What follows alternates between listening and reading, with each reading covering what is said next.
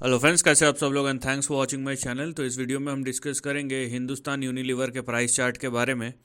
देखिए, इसके ऊपर मैंने शायद 3 साल पहले वीडियो बनाया था और मैंने कहा था कि ये अंडर परफॉर्म करेगा। आप चाहे तो वो वीडियो का भी रेफरेंस लिंक ले सकते हैं। और स्टॉक जो है, बात ये नहीं है कि अच्छा ख़राब वाली बात नहीं है, क्योंकि नो डाउट ये बहुत हाई कैलिबर और हाई क्वालिटी का शेयर है।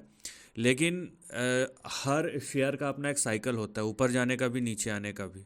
तो ये चीज़ का अंडरस्टैंडिंग होना चाहिए। और ये लगभग लगभग जब ये 2700 के आसपास का था, ये इस सेक्शन में मैंने बनाया था। और यहाँ पे आप देख रहे हैं कि पिछले 3-4 सालों से यहाँ पे एक रेजिस्टेंस जोन जैसा बना हुआ है। और शेयर जो है वो अंडर परफॉर्म कर रहा है। Under perform not in terms of price but in terms of timely performance. और जब करेक्शन होता है ना, करेक्शन सिर्फ प्राइस का ही नहीं होता, टाइम का भी होता है।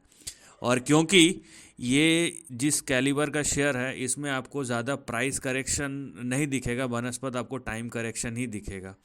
क्योंकि मतलब नो डाउट कि जिस तरीके की कंपनी है, जिस तरीके का बिजनेस है, इतना हाई जनरेटिंग कैश फ्लो वाला बिजनेस है, तो यहाँ पे शेयर जो है ना कंसोलिडेट करता है। नो करेक्शन भी होगा, लेकिन ज़्यादातर वक्त कंसोलिडेशन में बीतेगा। और अभी 3 साल के बाद ये ट्रेंड ऐसा उभर के आ रहा है कि ये अभी करेक्शन में है। अभी तक तो कंसोलिडेशन में ही लग रहा था। अभी देखिए आप, तो ऐसे शेयर को ट्रैक करना और समझना जहाँ पे चीज़ें बहुत स्लो एंड स्टेडी होता है, ये आपका नर्व्स टेस्टिंग है।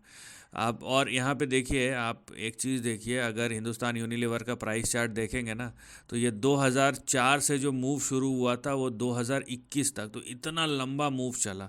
और यहाँ पे आप अगर इन टर्म्स ऑफ रिटर्न देखेंगे तो 2700% है, जो कि दूसरे बहुत सारे शेयर्स है जो 2004 से चला हो, लेकिन 2021 तक खाली 2700% रिटर्न।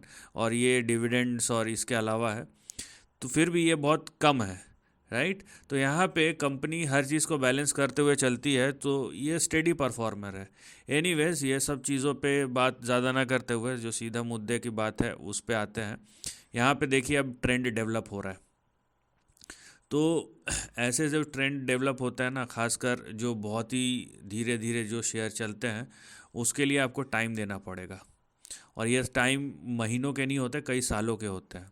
3 साल तो कंसोलिडेशन में ही लगा दिया, और अभी और लंबा कितना, तो उसके लिए ये देखिए, यहाँ पे एक ट्रेंड आपको अब क्लियर कट दिखना शुरू हो गया है। और यहाँ पे मैं फिर से बता दूँ, यहाँ पे शायद टाइम करेक्शन ज़्यादा हो, प्राइस करेक्शन ना हो। और जब टाइम करेक्शन होता है ना, तो शेयर लंबा समय लगा देता है।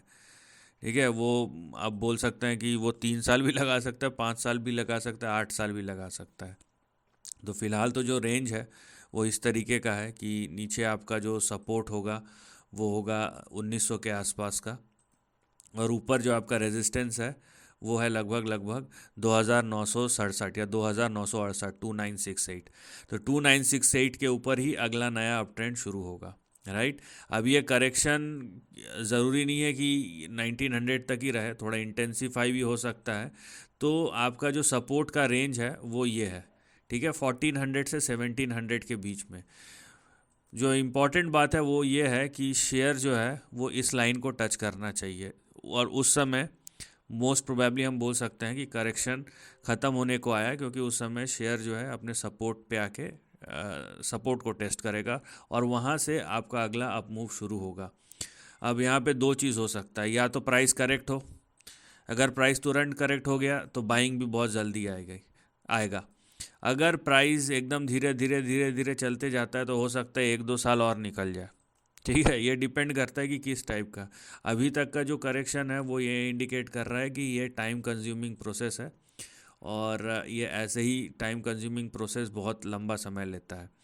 अभी एक आपको इंडिकेशन जो यहाँ से मिल रहा है वो क्या है, ये देखिए, आपका वेव 1, 2, 3, और ये फोर्थ वेव है, और इसके बाद ये फिफ्थ वेव शुरू होगा, राइट। तो अभी जो है ये करेक्शन मोड में आपको दिखाई दे रहा है, लेकिन ये किस टाइप का करेक्शन है वो समझिए। वो जो लॉन्ग टर्म प्लेयर्स हैं और जो ऐसे शेयर में इंटरेस्टेड हैं, तो वो क्या करते हैं, वो फिर एसआईपी करते हैं। क्योंकि करेक्शन में आपको शेयर मिल रहा है, तो वो ये पीरियड जो है 4-5 साल का, उसको अक्यूमुलेट करेंगे, ताकि जो अगला मूव है उसके लिए वो अपने आप को तैयार कर सके। तो अलग अलग स्ट्रैटेजीज होती है। और जाहिर सी बात है ये सब शेयर लॉन्ग टर्म के लिए होता है, तो आपको वेट एंड वॉच करना ही पड़ेगा। और अगर कोई आप एक पॉइंट पे देखना चाहते हैं तो 2698 देखिए, 2968 देखिए, और 2968 के ऊपर जब जाएगा तभी अगला बड़ा अप ट्रेंड शुरू होगा, उससे पहले नहीं, और सस्टेन करना चाहिए। So this is the end of the video, thanks for watching.